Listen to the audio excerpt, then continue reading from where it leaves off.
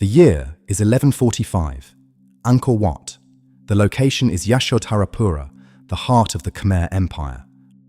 Look out across the massive, perfectly rectangular expanse of water reflecting the dark, early morning sky. This is not a natural lake. It is a hand-dug moat over 200 yards wide and 3 miles long, enclosing an island of staggering, unimaginable geometric perfection. Rising from the absolute center of this island are 5 towering peaks carved from solid stone, shaped flawlessly like closed lotus buds. Today, the world knows this place as Angkor Wat, but to the people who built it, its true name is Vishnuloka, the sacred dwelling of the god Vishnu. Using advanced scans of the jungle canopy, translated Sanskrit inscriptions, and meticulous geological surveys of the surrounding water networks, we have completely resurrected the absolute zenith of the Khmer civilization under King Suryavarman II. We are going to experience a day inside the largest religious structure ever built by human hands. Imagine maintaining the delicate hydraulic balance of a sinking city, walking through a physical, stone representation of the universe, and performing rituals in a sanctuary painted entirely in gold.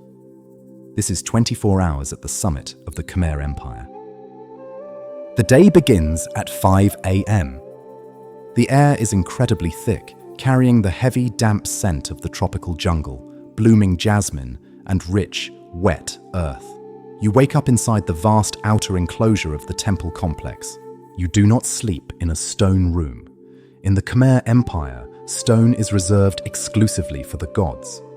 You are a high-ranking Brahmin priest, yet you live in a spacious, elevated house made of expertly woven bamboo, timber, and a thatched roof.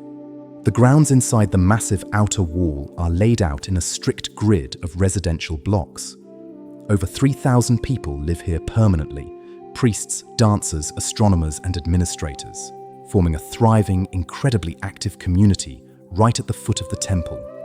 You step down from your wooden house and walk toward one of the large, perfectly square reflecting pools flanking the main avenue. Hygiene and spiritual purity are absolute requirements before approaching the divine. You bathe in the cool, still water, wrapping yourself in a crisp, fine silk sampot, tied meticulously at the waist. By 7 a.m., the sun begins to rise, and the true, brilliant architectural anomaly of this temple reveals itself. Almost every single Hindu temple on earth faces east toward the rising sun, but Vishnuloka is different. It faces exactly west. Vishnu is heavily associated with the western direction, and this magnificent complex is also designed to serve as the eventual funerary temple for King Suryavarman II. You walk onto the massive, wide sandstone causeway that crosses the moat, heading east toward the main entrance. Because the temple faces west, you are walking directly toward the rising sun. The Khmer architects possessed a devastating mastery of astronomy. On the exact morning of the spring equinox, if you stand at the beginning of this western causeway, the sun rises flawlessly, perfectly positioned directly behind the very tip of the central tower. It is a moment where the architecture of the earth flawlessly locks into the movement of the heavens. By 10 a.m., you pass through the towering outer gates and enter the first enclosed gallery. You are entirely surrounded by the most extensive, intricate linear arrangement of stone carving on the planet. The walls are covered in thousands of square meters of bas-reliefs. You do not walk through these halls randomly. Because of the temple's funerary and Western orientation, you must perform your ritual circumambulation in a counterclockwise direction, a practice known as prasavya. As you walk, the story of the cosmos unfolds on the sandstone beside you. You pass the breathtaking churning of the Sea of Milk. It is a massive, meticulously carved panel depicting 92 asuras and 88 devas engaged in a cosmic tug-of-war, using a massive serpent to churn the ocean to extract the elixir of immortality. The numbers carved into the stone are not random. They precisely represent the number of days between the solstices and the equinoxes. But these walls are not bare grey stone. The craftsmen have coated the sandstone in a fine, smooth plaster and painted it. The jewelry of the carved figures is covered in brilliant gold leaf, and the backgrounds are painted in deep, striking reds and vibrant blues. Over 1,700 depictions of devatas and apsaras, celestial dancers, adorn the pillars and walls, each one featuring a completely unique, highly detailed hairstyle and ornate clothing. The entire temple is a blazing, colorful canvas of divine energy. By 1 p.m., the tropical sun reaches its absolute zenith, turning the stone courtyards into a blinding, sweltering furnace. You seek the deep, cooling shade of the inner cruciform cloisters.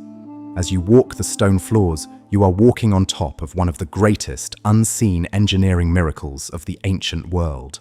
The massive towers above you weigh millions of tons.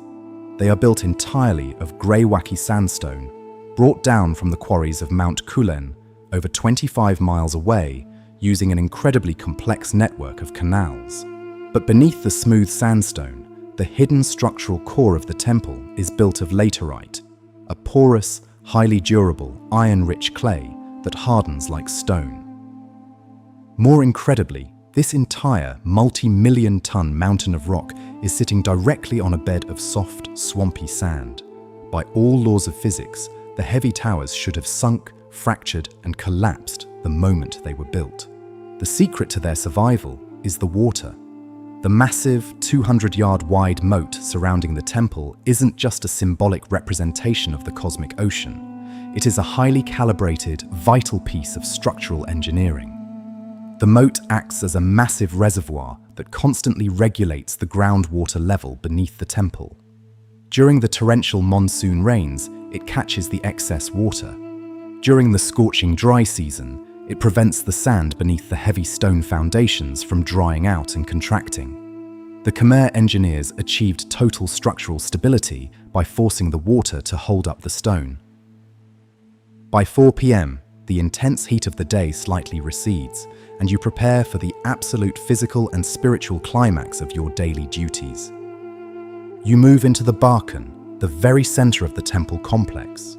This is the inner gallery, a 60-meter square holding the towering central quincunx. It represents the very peaks of Mount Meru, the absolute center of the Hindu universe and the home of the gods. To reach the main shrine, you must climb the final stairways. The steps are terrifyingly steep, incredibly narrow, and deeply unforgiving. This is highly intentional. The architects designed the stairs so that it is physically impossible to walk up them normally. You must turn your feet sideways, bow your head, and use your hands to crawl upward. The architecture physically forces you into a posture of deep humility and submission as you ascend into the kingdom of the divine. You reach the summit, standing 213 feet above the jungle floor. You enter the central open shrine. Standing before you is a colossal 8-armed statue of Vishnu, carved from a single flawless block of stone. The air inside the high sanctuary is thick with the scent of burning sandalwood and fresh lotus blossoms. You perform the complex ancient recitations, offering pure water, fragrant oils, and meticulously arranged flowers to the deity. The quiet, elevated sanctuary is completely isolated from the bustling residential grid far below. Up here, surrounded by the sky, the connection between the earthly realm of the empire and the eternal realm of the cosmos is entirely, flawlessly complete. By 7 p.m., the sun vanishes behind the thick canopy of the western jungle, casting long, deep shadows across the vast reflecting pools.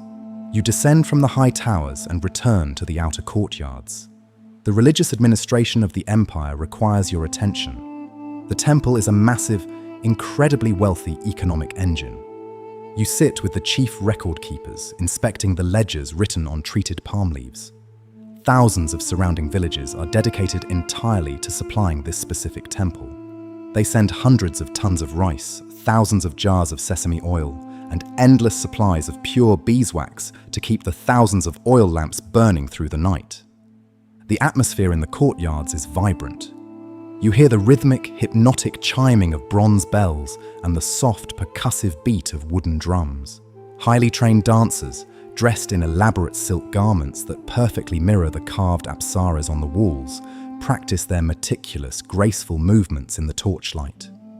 The temple is not a silent, brooding tomb. It is an incredibly active, joyful celebration of cosmic order and imperial prosperity.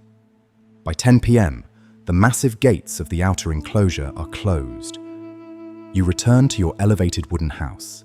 The night air is cool and completely alive with the sounds of the jungle, the rhythmic buzzing of millions of cicadas, and the distant calls of nocturnal birds. You walk onto your wooden balcony. The vast moat reflects the bright, brilliant canopy of the stars. The towering silhouettes of the 5 central lotus peaks loom in the darkness, a massive, unmovable anchor in the center of the rainforest.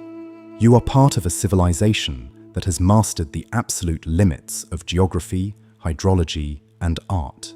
You do not know that centuries from now, the religious identity of this magnificent structure will gradually, peacefully transition from honoring Vishnu to venerating the teachings of the Buddha. You do not know that the wooden houses surrounding you will eventually rot away, leaving the magnificent stone to be swallowed by the roots of giant banyan and silk cotton trees, waiting patiently to be revealed to the wider world centuries later. But tonight, the water levels are perfectly balanced. The gold leaf glows faintly in the torchlight, and the stone gods smile down upon the courtyards. You look up at the dark, towering peaks of Mount Meru, secure in the knowledge that you have built a universe of stone that will endure as long as the rain continues to fall. This video is brought to you by the Paladin Learn History app. Scan the QR code to learn more history.